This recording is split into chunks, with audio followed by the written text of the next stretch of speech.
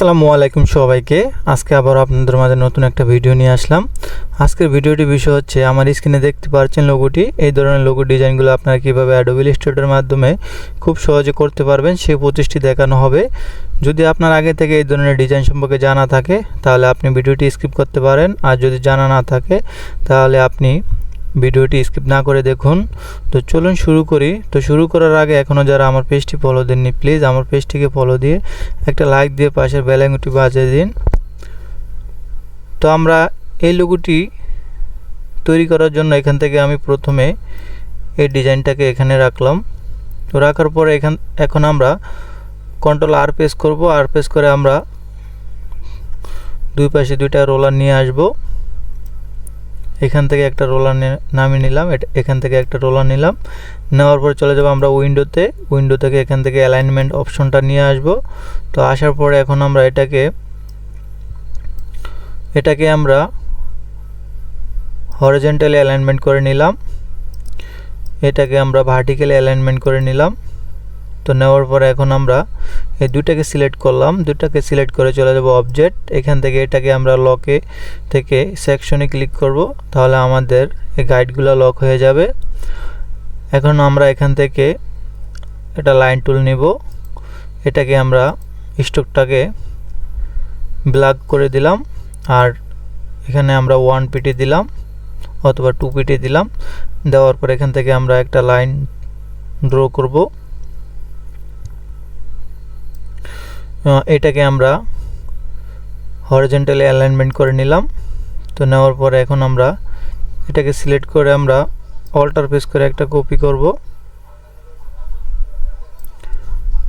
এখন control D press করব। করার পরে এখন আমরা দুইটাকে সিলেক্ট করে রাইট বাটন ক্লিক করে গ্রুপ করে নেব।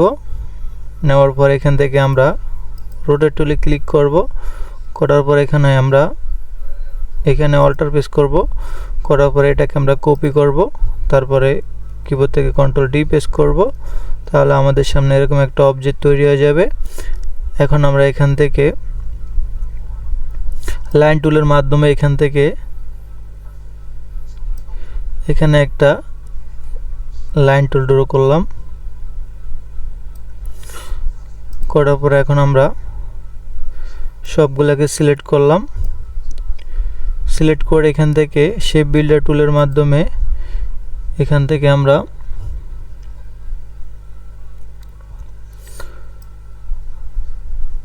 এখানে ড্র করলাম। এটাকে আমরা ব্ল্যাক কালার করে দেব। তারপরে এখান থেকে এটাকে আমরা এই কালারটা করে দেব। তারপরে এখানে ক্লিক করব, এটাকে আমরা একটু হোয়াইট করে দেব। এখন আমরা এখানে সিলেক্ট করে আনগ্রুপ করে নেব, এখানে সিলেক্ট করে এটাকে আনগ্রুপ করে নেব। এখন আমরা তিনটাকে শিফট ধরে সিলেক্ট করব। এখান থেকে এডিটে যাব, এখান থেকে কাটে ক্লিক করব।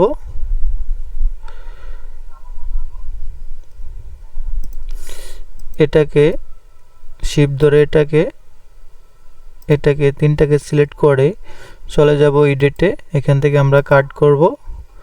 এখন আমরা এই অবজেক্টগুলোকে সিলেক্ট করে কিবোর্ড থেকে ডিলিট প্রেস করব। এখন আমরা এখান থেকে আবার এডিট চলে যাব, এখান থেকে পেস্ট ইন ফন্টে ক্লিক করব। তারপর দেখতে পাচ্ছেন আমাদের সামনে এরকম একটা অবজেক্ট তৈরি হয়ে গেছে। এখন আমরা এটাকে সিলেক্ট করব, এটা থেকে সিলেক্ট করে চলে যাব উইন্ডোতে। এখান থেকে আমরা গ্রেডিয়েন্ট প্যালেটটা নিয়ে আসব। এখানে ক্লিক করব, এখানে ক্লিক করে আমরা এখানে ডাবল ক্লিক করব। এখান থেকে এই কালারটা দিয়ে দিব, আর এখানে ব্ল্যাক কালারটা দিয়ে দেব। এখানে আমরা কালার প্যালেটে ক্লিক করব। এখান থেকে আমরা এটাকে 50 দিব, এটাকে 27 দিব। দেওয়ার পর ওকে দেব। এখন আমরা এটাকে ক্লিক করব, এটাতে ক্লিক করে এখানে ক্লিক করব। এখানে ক্লিক করে এখানে ডাবল ক্লিক করে আমরা এখানে এই কালারটা দিয়ে দেব। এটাকে আমরা একটু ভিতরের দিকে নিয়ে আসি। তারপর আবার আমরা এটাকে ক্লিক করব, এটাকে ক্লিক করে আইডোর বা টুলের মাধ্যমে আমরা এখানে এই কালারটা দিয়ে দেব। এটাকে আমরা গ্রেডিয়েন্ট কালারে ক্লিক করে এখান থেকে আমরা এটাকে একটু বাইরের দিকে নিয়ে যাব। এখন আমরা তিনোটাকে সিলেক্ট করে এখান থেকে স্ট্রোকটাকে নান করে দিলাম। তো দেওয়ার পরে এখন আমরা এখান থেকে একটা লাইন টুল নিব, নেওয়ার পরে এখান থেকে এখানে একটা লাইন টুল ড্র করব। করার পরে স্ট্রোকটাকে আমরা 3 করে দিলাম, এটাকে আমরা হোয়াইট করে দেব। এখান থেকে আমরা এটাকে পিক করব, করার পরে আইডোর টুলের মাধ্যমে এখান থেকে অবজেক্টে যাব, অবজেক্ট থেকে এটাকে এক্সপ্যান্ড অ্যাপিয়ারেন্স করে নেব।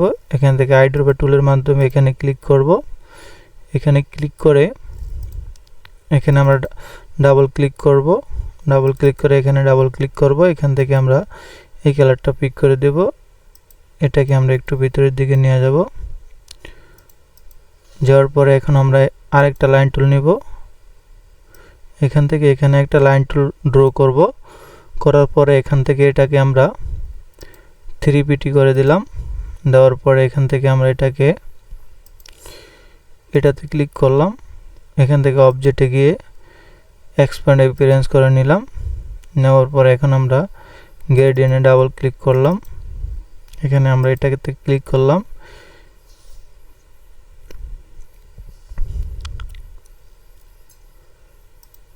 এখন আমরা এখানে এটাকে একটু ভিতরের দিকে নিয়ে আসি, তাহলে আমাদের সামনে এরকম একটা অপশন তৈরি হয়ে যাবে। এটাকে আমরা ডিলিট করে দিই এখান থেকে। এখন আমরা সবগুলোকে সিলেক্ট করব, করার পরে রাইট বাটন ক্লিক করব, এখান থেকে গ্রুপ করে নেব। এখন আমরা এখানে রোটেট টুলে ক্লিক করব, এখান থেকে এখানে ক্লিক করব, একটু জুম করে নিয়ে এখানে আমরা অল্টার প্রেস করে ক্লিক করব।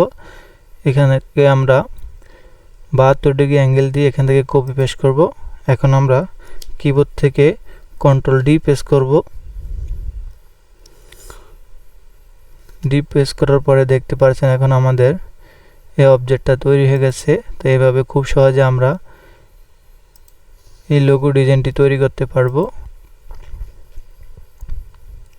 তো ভিডিওটি ভালো লাগলে অবশ্যই আমার পেজটিকে ফলো দিয়ে একটা লাইক দিয়ে পাশের বেল আইকনটি বাজিয়ে দিবেন। ধন্যবাদ।